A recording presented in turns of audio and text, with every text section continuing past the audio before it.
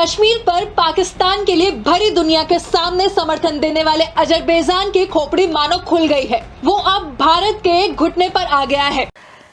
भारत ने अरब कंट्रीज के साथ without similar religion, without similar culture, without similar civilization वो रिलेशंस बनाए जिसने पाकिस्तान के रिलेशंस को उनसे काट के रख दिया। भारत ने किया क्या? डॉक्टर जयशंकर की जो एक्सपर्टीज़ हैं और जो एक्सटर्नल अफेयर्स मिनिस्ट्री पर मास्टरी है उनकी, उसको सल्यूट है। पाकिस्तान जो है वो एक नॉर्मल कंट्री बन जाए जहां नफरतें ना हो किसी के लिए। मैं वहां जाके ये नहीं कि कोई भी, अगर मैं बिजनेस करना शुरू करूं, सियालकोट में आपने देखा था क्या हो गया था, ठीक है ना, किसी की मुझसे पर्सनल राइवलरी है, उसने मेरे उस पर चिपका दिया कि ये तो ब्लास्फेमर है और मैं गया।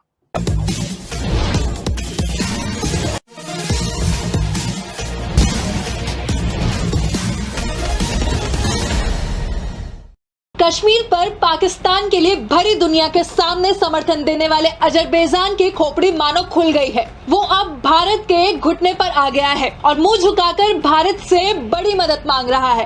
कह रहा है, मोदी जी आपसे रिक्वेस्ट है, आप हमारे देश एक बार आ जाइए, सिर्फ एक बार हमारे यहाँ आकर COP29 की बैठक में शामिल हो जाइए।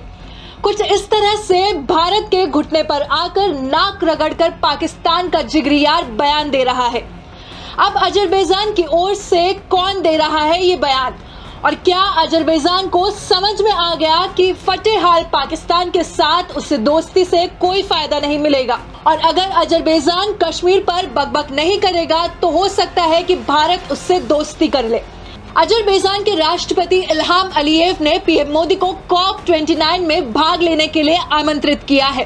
बता दें, इस साल COP सम्मेलन अजरबैजान में आयोजित होने वाला है। इस बार के एनुअल क्लाइमेट समिट में ग्लोबल वार्मिंग को सीमित करने, क्लाइमेट चेंज के इम्पैक्ट को अडेप्ट करने और इन गतिविधियों के लिए वित्त व्यवस्था जुटाने के वैश्विक प्रयासों पर ध्यान केंद्रित करेगा।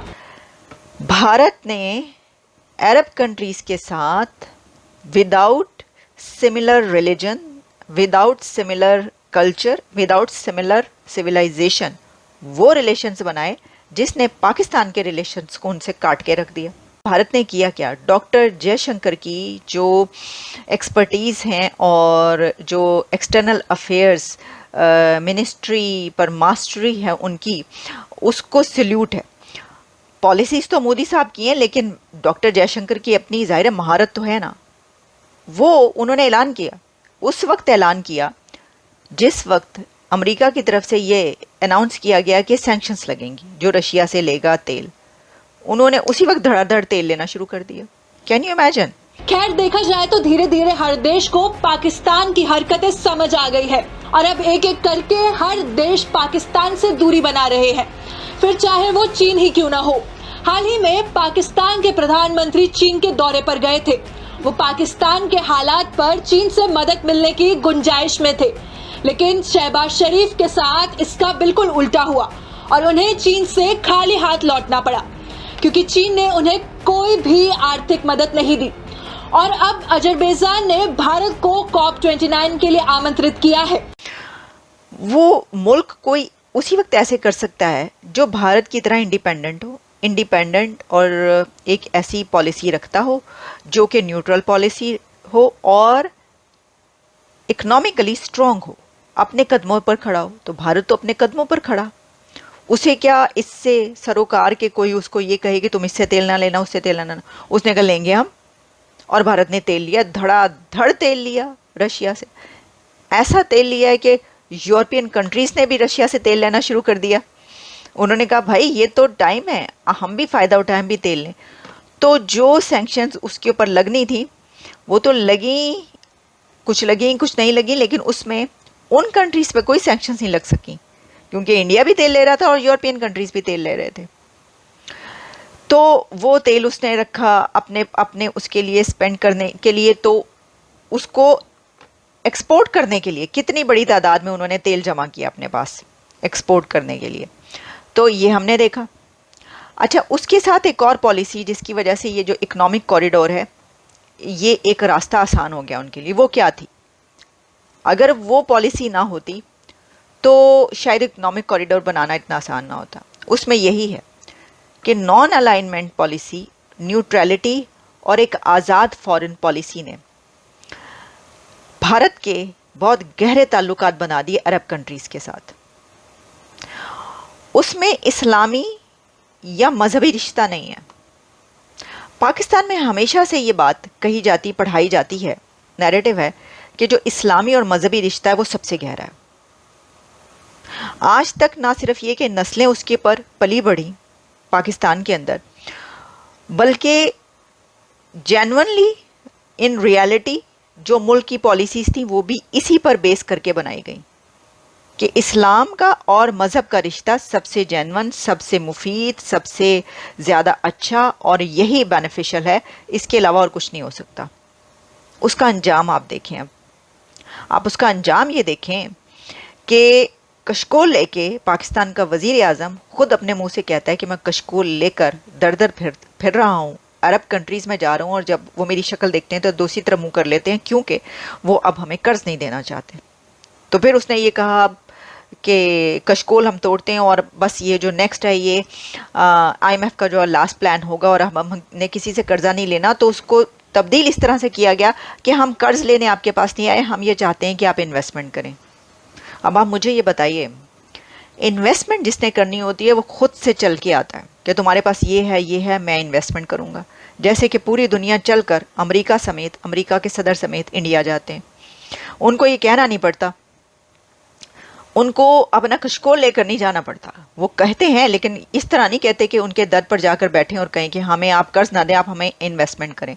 ये कर्ज का ही दूसरा नाम है, कर्ज लेने का दूसरा तरीका है। कान आप इधर से पकड़ें या उधर से पकड़े, क्योंकि आप उनके पास जाके कह रहे हैं कि प्लीज़ इन्वेस्टमेंट करें। ऐसा नहीं कह रहे कि भाई आप देखें इन्वेस्टमेंट करना चाहते हैं तो करें, नहीं, आप कह रहे हैं प्लीज़ आप इन्वेस्टमेंट करें, हम कर्ज नहीं चाहते लेकिन हमें मदद की ज़रूरत है और आपको पता है कि हम कितने स्ट्रॉन्ग लाएँ, हमेशा से आपके काम आते रहें, तो आप पैसा दें, इन्वेस्टमेंट कर दें, ये कर दें, हम आपको एसेट्स दे देते हैं, एयरपोर्ट पे आप लगा दें, एयरपोर्ट आपका हो जाएगा, ये आपका हो जाएगा, ये पार्क आपका हो जाएगा, वगैरह वगैरह। ये है ना पॉलिसी। कोई पाकिस्तानी जो है वो इंडिया में बिजनेस कर सके, कोई हिंदुस्तानी जो है वो पाकिस्तान में बिजनेस कर सके। ये ही तो चेंज है जो हमारी इस वक्त की जनरेशन को जरूरत है कि हम इसमें बदलाव लाएं, हम ये चेंज लेकर आए। हम कब तक वही अपना जैसे कहते हैं ना कि नफरतों का, लड़ाई झगड़े का माहौल लेकर चलते रहेंगे। कहीं तो रुकना पड़ेगा, कहीं हमें बदलना पड़ेगा, हमारे लिए ना सही, नेक्स्ट जनरेशन जो आ रही हैं उनके लिए सही, लेकिन हमें कहीं ना कहीं ये बिजनेस जो है हम सारी दुनिया से अगर करने की कोशिश कर सकते हैं, जो बार बार शहबाज शरीफ साहब कहते हैं कि जी हम बिजनेस लाएंगे, हम लोन नहीं लेंगे, तो हम भारत से क्यों नहीं कर सकते।